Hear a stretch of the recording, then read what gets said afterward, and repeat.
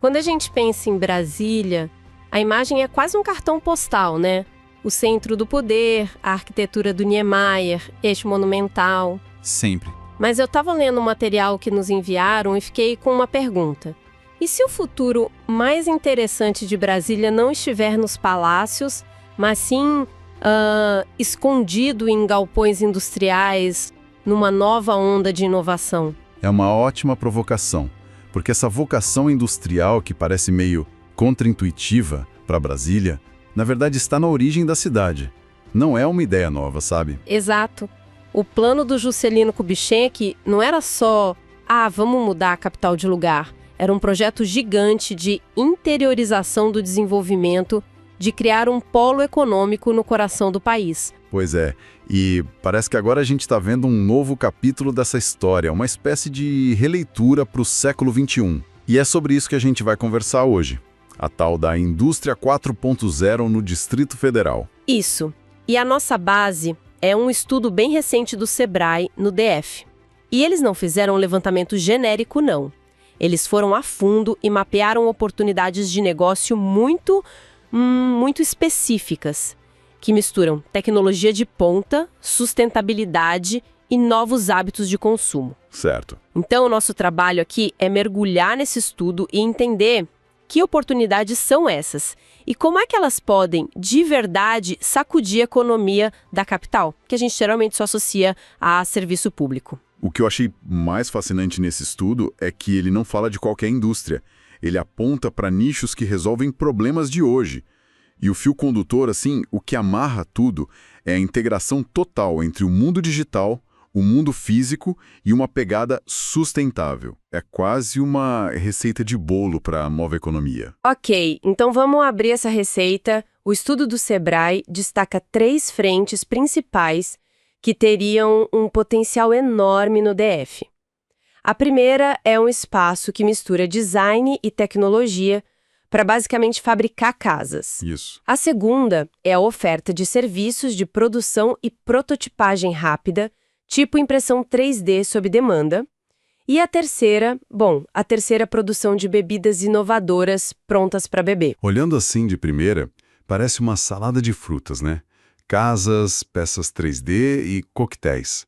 O que uma coisa tem a ver com a outra. Exato, parece aleatório. Mas se a gente dá um passo para trás, o padrão fica muito claro. E qual é o padrão? O padrão é que isso inverte a lógica industrial do século XX. Em vez de uma fábrica gigante que produz em massa e empurra produtos iguais para o mercado, a gente está falando de microindústrias que são puxadas pela demanda individual do cliente. Ah, entendi. É a manufatura como um serviço, não só como um produto.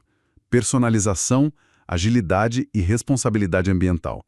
Essa é a verdadeira revolução que conecta essas 3 áreas. Manufatura como serviço. Gostei disso. Vamos pegar a primeira frente, então, que é a mais ambiciosa. Esse espaço para fabricar casas. O estudo fala em usar impressão 3D para componentes, sistemas modulares, que eu imagino como peças de Lego gigantes, é isso? Exatamente, a analogia é perfeita. E também algo chamado design paramétrico. Isso. O design paramétrico é, de forma simples, usar algoritmos para otimizar um projeto. Você define as regras, tipo custo, material, insolação, e o computador gera as melhores soluções possíveis. Isso combinado com módulos pré-fabricados e impressão 3D de peças complexas, muda o jogo da construção civil. E a gente sabe que o DF tem uma demanda imobiliária que não para de crescer, com a urbanização acelerada. Então a necessidade existe. O estudo diz que os clientes seriam construtoras, arquitetos e até o consumidor final. A promessa é cortar prazo, custo e, o que é o grande trunfo, o impacto ambiental. Mas, sendo sincera, isso não soa um pouco bom demais para ser verdade? Quase ficção científica. Quais são as barreiras para isso não virar só um nicho para arquitetos de vanguarda? Pois é, essa é a grande questão, né?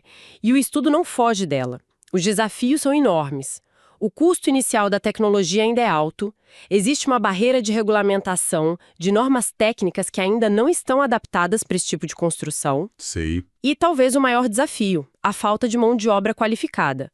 Não é o mesmo pedreiro que vai operar uma impressora 3D de concreto. Faz todo sentido.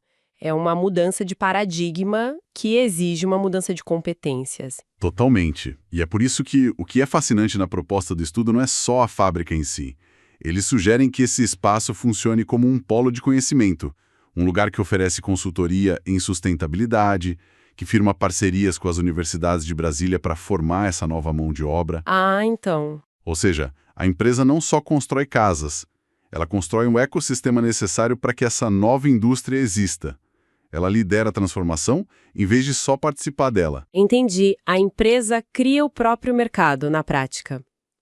Ok, essa ideia de construir casas assim é monumental.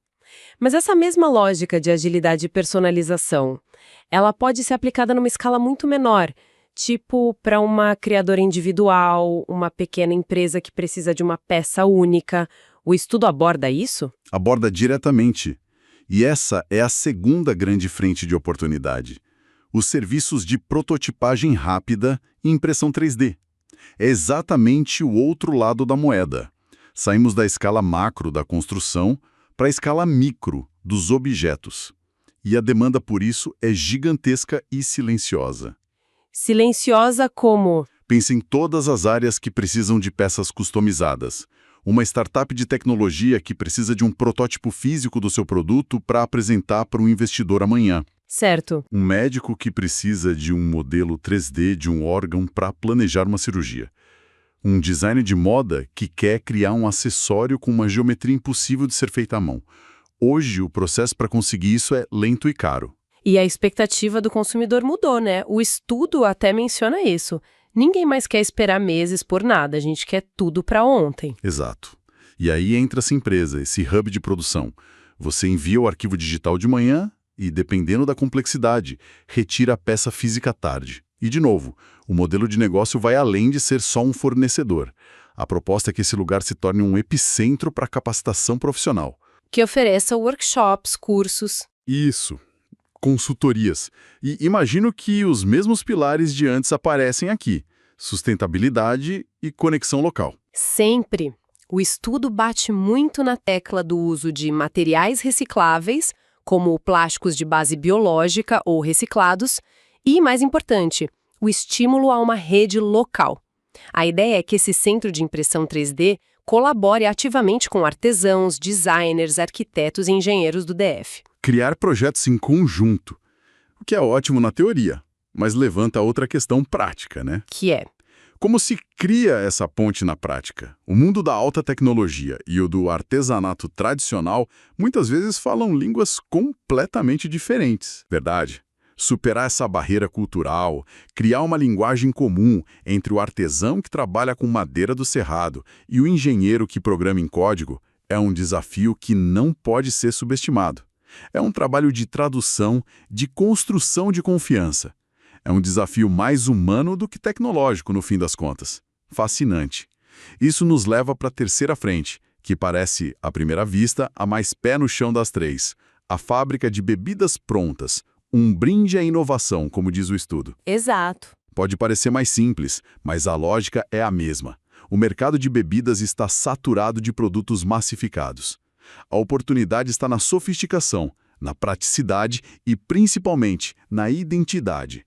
O estudo sugere um portfólio que vai de coquetéis clássicos engarrafados, como Gin Tônica ou Moscow Mule, até uma linha de mocktails. Que são as bebidas sem álcool, um mercado que está crescendo absurdamente. Muito. A grande sacada estratégica é usar insumos do cerrado.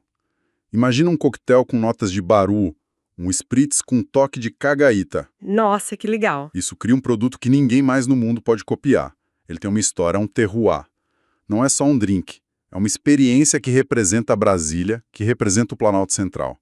E isso, claro, fortalece toda a cadeia de produtores locais, gera uma economia circular. E para essa frente, a gente não precisa nem ficar só na teoria. O estudo traz um caso de sucesso muito concreto do DF, a empresa Sucopira. Um exemplo perfeito. Fundada pelo Marcelo de Ângelo, já tem mais de 10 anos de estrada e mostra que esse modelo é totalmente viável. E a história de como a empresa nasceu é sensacional. O Marcelo tinha um outro negócio, um serviço de buffet. Ele servia sucos que ele mesmo preparava nos eventos. E aí, Eu vou citar o que ele mesmo conta no material. Os clientes elogiavam a prestação do serviço, a comida, mas sempre me davam um feedback muito positivo sobre o suco. Sempre me diziam, o suco é muito bom, viu? Nossa, que história! Quer dizer que o negócio principal dele nasceu de um comentário de canto de festa sobre os sucos. É aquela lição clássica de ouça o seu cliente, mas na prática, de uma forma que mudou a vida dele. Totalmente. Ele percebeu que o que ele achava que era um coadjuvante, na verdade tinha potencial para ser a estrela principal. Exatamente. E ele vai rápido, procurou o Sebrae, participou de capacitações, teve acompanhamento de agentes locais de inovação, mergulhou de cabeça para entender como transformar aquele elogio em um negócio de verdade. E os números de hoje mostram que ele conseguiu. Com certeza.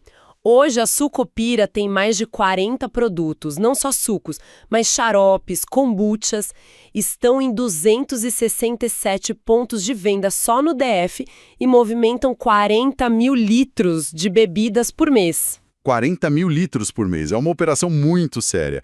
Muito. E o mais incrível é a mentalidade dele. Mesmo com esses números, ele diz, e eu cito de novo, somos apenas uma gotinha do oceano. Essa frase diz tudo. 40 mil litros e ele se vê como uma gotinha no oceano. Isso revela uma ambição gigantesca, mas com uma humildade, com os pés firmemente no chão. Mostra que ele está pensando no longo prazo, no potencial que ainda existe. Esse mercado, ele dá alguns conselhos que valem ouro. O primeiro é ter visão de negócio, entender de escala. Fundamental. Não adianta ter a melhor receita do mundo se você não sabe como produzir, distribuir e vender em volume. Pois é. O segundo ponto que ele levanta é a diversidade de produtos. Ir além do suco pronto. Enxergar o portfólio de forma ampla. O mercado tem espaço para xaropes para bartenders, preparações para restaurantes, a linha sem álcool. E ele faz um alerta que eu achei crucial sobre a gestão técnica. Ele fala para não subestimar finanças e principalmente tributação. Parece ser o calcanhar de Aquiles de muito empreendedor criativo, né? Sem dúvida. É a parte menos glamourosa, mas é o que separa uma boa ideia de um negócio de verdade. A paixão te faz começar, mas é o controle financeiro e a conformidade legal que te mantém no jogo. Buscar ajuda de um contador, de um consultor, não é gasto, é investimento na sobrevivência da empresa.